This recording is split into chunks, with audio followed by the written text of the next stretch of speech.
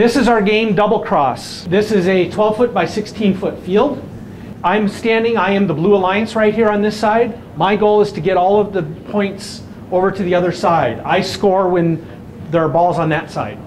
So I want to take everything here and throw it to that side of the field. As you might imagine, the team that's on that side is trying to throw them back. So Double Cross is played with 2 robots on each side. Much like a first game, we've colored them. This is the Blue Alliance, that's the Red Alliance. Jim will play the Red Alliance. 2 robots are allowed. This is just a representative size. This robot is 18 inches by 24 inches, and it could, if I wanted it to be 24 inches tall. That's its starting volume. Then there'll be 2 on this side. It starts by touching this back wall. You can place it anywhere you want along the back wall. So that's pretty good. Each side is, the field is symmetric, so each side starts with some ball dispensers. These are ball dispensers, and they're holding various scoring objects. Let me tell you real quick about the scoring objects. These yellow balls, we call them neutral balls. This ball on the floor is worth 1 point. 1 point. This ball on that side of the floor is actually where I won it. That's worth 1 point for me. And so Jim is going to do everything he can to go ahead and balance that out by putting 1 point over here. The balls start initially in these ball dispensers. And there are 2 ball dispensers for neutral balls. Each one of them hold 12. You can see there's a 3rd ball dispenser here. It looks a little different. Those are called the Alliance balls. Those blue balls are worth 5 points on his side of the field. These green balls are called bonus balls. There are 2 of them. One of them is placed under this and sitting on the floor. And one is up here on this pedestal. A green ball on the floor is worth 11 points for Jim. This guy, same thing, but that's on a red goal. That's 22 points for red. The other little trick is the balls up here. Yellow ball up here is worth nothing, 0. Okay? However, if I manage to take one of these, my Alliance colored ball, and put it in this groove, like that, that's 11 points. And if I manage to put it up here, that's 22 points. So the first 22 seconds of this game are autonomously controlled. So the robots will start and they have to drive themselves. Okay? Not too bad. They can do anything they'd like. And we'll show you how to get the balls out of the dispensers here in a minute. The second time period is called teleoperated mode. That lasts for 66 seconds. After that, the game ends with 33 seconds of autonomous. So it ends with an autonomous period. So things that you can do in your 22 seconds of autonomous, you can throw things over to the other side. You can also drive up and hit one of these release bars. So when you hit the release bar, the balls come out and land on the field, and you can either pick them up, or you might have wanted to just dump them straight into your robot. Make sense? You can do that. At the end of the first 22 seconds, at the end of the first autonomous period, all of these things, actually, they're not wired up yet, but these will automatically open. So at the end of the first period, all of this falls out. Okay? So you get look at all those things you can score with. Including the Alliance balls? The Alliance balls, we thought, oh, well, wouldn't it be fun if to get at these balls, to put them in your robot, if you had to work with your Alliance partner? You'll notice there's no bar on this one. Jim has got the switch over there. Yes. If I was a blue, blue, come be blue with me. I'm blue. Okay, so my Alliance partner can trigger that, and that will cause this to open. So you have to work with your Alliance partner if you want to dump those straight in.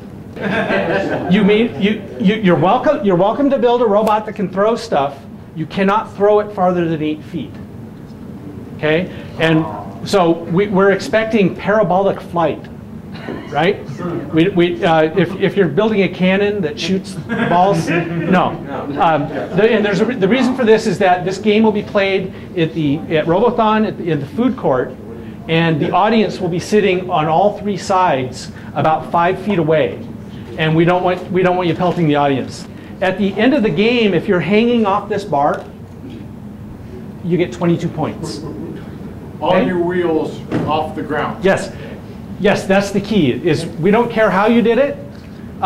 You may use this steel as support, or you may levitate yourself. Levitating's good. If your robot cannot be touching the painted wood surface, whatever the state of the field is at the end, that's when what the score is. Okay, and then the last little nugget is of course, if you've got this ball and you put it up here, yay, 33 points. Okay, you're allowed to touch anything in here. You're allowed to accidentally touch up here. You're not allowed to grab this, hang from it, touch the outside, reach out more than 12 inches. And the reason is that we don't want you interacting with the audience. This is not audience participation. So that end state lifting, you don't want people grabbing the wall and lifting themselves? At the end, no. Yeah, you can't hang off this wall. That's in the rules. You can, however, Jim may be standing there trying to block me from doing, I'm coming over here to dump balls, and he can block me. Okay, and it turns out that I can reach across. This is the neutral wall. Again, it's that volume. I can reach 12 inches into the perimeter, into here, and he can reach 12 inches in this way. Anything that's accidentally or purposely knocked out stays out. Oh. Yes. So if you toss a ball outside the arena, it stays outside the arena. So you can de-score yellow balls or any objects outside the arena. The floor will be a gray plywood. It will have lines on it. The whole thing, the whole base sits on top of this plywood subfloor, and it'll be painted with a very thick bare floor paint. It's sort of concrete colored on purpose, because if you want to do vision and you don't want to buy the plywood, it should be roughly concrete colored. And we will put down target lines. We fully expect that the robots will touch each other over here, and it will be a vigorous interaction. However, if yours actually has a hammer or something on it, no, not so much. Okay. Whirling blades. Whirling blades, yeah. I mean, so and again, so rather than specify this, I know the first people are used to. The first rules, if you've never read them, are usually about 80 pages long, and you need a law degree. We went with the 14-page version, which 12 pages is like just describing the game. So the rules are very short, but there are two wonderful rules in there. One of them is called the Spirit of the Game rule, which means that if we think you're breaking the spirit of the game, yeah, we're going to disqualify you. And so it's our doomsday rule. Yeah. And so, you guys get it. We're trying to compete. We're trying to have fun. We're not trying to destroy anybody. So yeah, you may have found some little tricky way through the rules to really put your flamethrower on there, but no, we're not going to allow it. Or if you're obviously, pounding on, or your method of play is to pin somebody up against the wall and just mush their, give them a noogie, we'll probably not allow that.